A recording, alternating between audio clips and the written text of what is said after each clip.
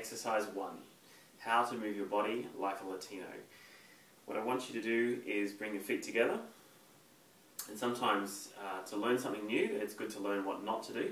So I want you to imagine that there's dried leaves all over the ground, it's autumn, and you're going to walk on these leaves without making any sound. So there's a sense of going up, perhaps on your toes, and you're trying to get away from the ground and trying not to make any sound.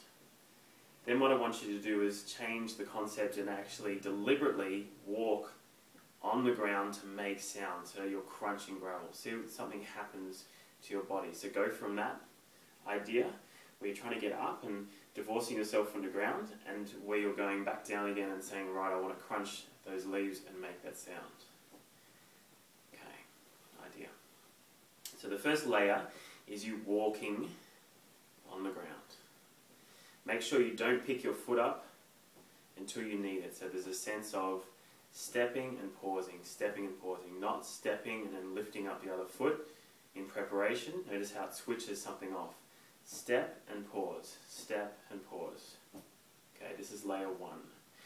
Now, layer 2, bring your hands together and put your hands, the center of your hands, over the top of the foot that you're stepping on. 1, 2, 1, 2. If you do this in front of a mirror, you might notice that your hips are starting to swing in a particular direction. It's possible that your hips will be doing this as you step, in which case that's not what we want. What we want is the opposite. So as you're stepping, so you start with layer 1, put your hands together and put your hands over the top of the foot you're stepping on, and hopefully your hips will naturally start to swing in the opposite direction. So when you step on this foot and put these hands there, this hip will go to the side. When you step on the other foot and your hands go over the top of that foot, the hip will go the other direction. So there's a contra movement going on. What it's doing is it's conserving your center. So no matter how much movement you do, there's a stillness and a center that is still operating the whole time. If you do dance like this, your center's being moved and you've got no center of gravity or axis to refer to. So starting layer 1 again, walking on the spot, hands, layer 2. Layer 3 would be noticing that your hips are doing the opposite. If they're not, make them go the opposite direction. When you notice that they're going in the opposite direction, layer 3, what you can start to do is push further, push. Remembering whenever you're practicing something, always do it within the limits of your body. So be aware of your body and what's good for your body, where your limitations are, if you have any conditions that you have to be aware of. And also be aware that when you practice, what you want to do is you want to push for an idea.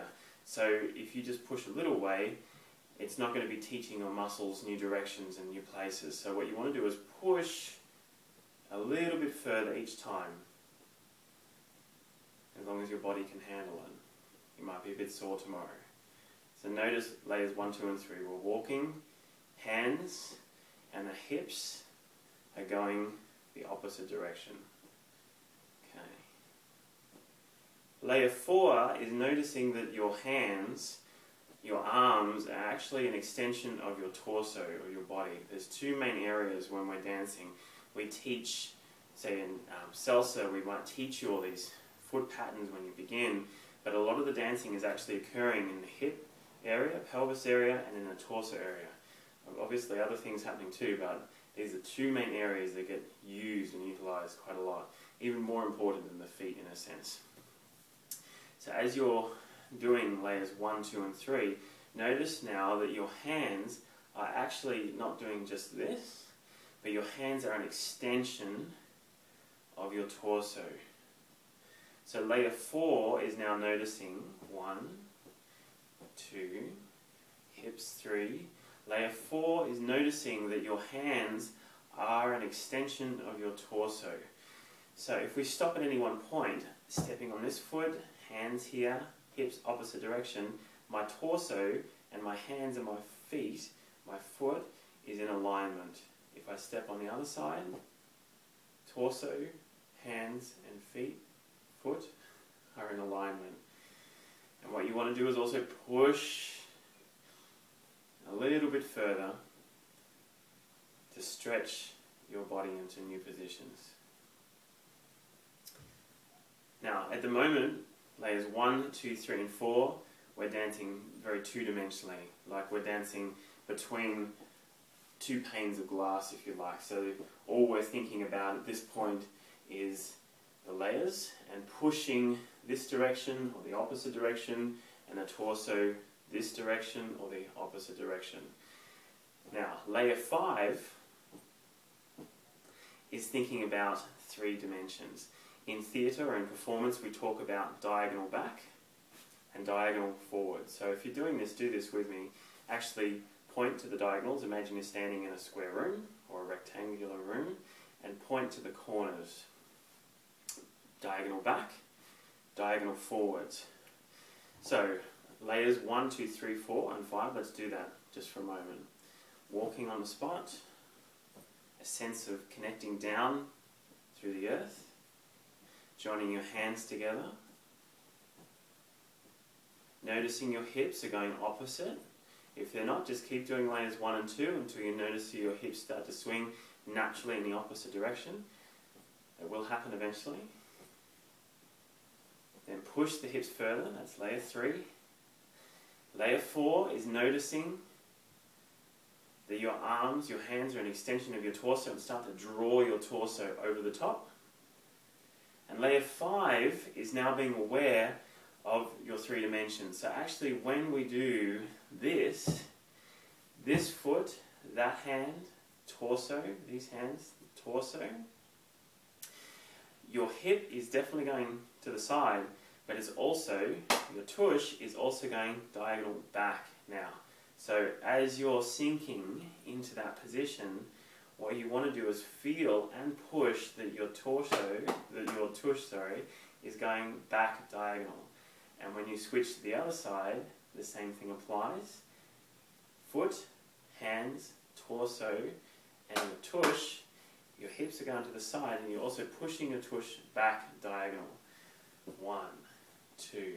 Make sure you practice this really slowly. Speed tends to cover mistakes or errors. Go slow and program your body in. So layer 5 is now adding 3 dimensions to your tush. Layer 6 is adding 3 dimensions to your torso. So now, when you go one side with your torso, not only are you going this way, but you're also going diagonal forwards. So either diagonal forwards here, or diagonal forwards there. Diagonal forwards, diagonal forwards. So, the way this exercise works is that you just work up through the layers, and as soon as you get a little bit confused in your body, or you've lost your sense of things are working and feeling good, you just work up through the layers again. So we're going to do that right now. Walking on the spot, feet together, slowly. A sense of connecting through the ground, crunching those leaves. Join the hands together. Notice the hips. Push the hips further. Notice the torso. Draw the torso further. Now push your tush back diagonal. And draw your torso forwards diagonal. Okay. Now, if we're going to convert this into, say, salsa, for example, all you have to do is just add the rhythm in. So, 1, 2, 3, 5, 6, 7. 1, 2, 3, 5, 6, 7. The next layer on from that, and that's the last layer I promised today, is that you would convert that into the basic step of going backwards and forwards. 1, 2, 3, 5, 6, 7. You don't have to have your hands touching anymore, but just let them be natural as an extension of everything that's going on in your body. So, como gringo, like a gringo, tends to be, we watch the Latinos dancing and we notice that the hands are moving, so we move our hands in a similar way. but it's actually that the hands are coming as an extension of what's happening inside the body. So what you'll do is you'll find if you do core work like this, your body will start to look and act and feel more natural and more like a Latino when you're doing these Latin styles. So rather than trying to copy particular positions for your hands, if you just move from your core, you'll notice that these hands start to just flow naturally without you having to think too much about them. So the last layer is keeping all that in mind and doing the basic step.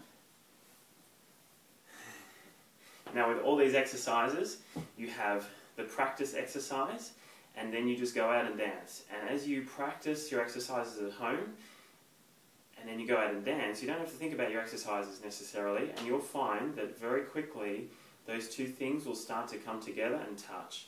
So you don't have to, when you're dancing salsa, think about layers 1, 2, 3, 4, 5, 6, 7 when you're dancing with your partner. Your brain will explode.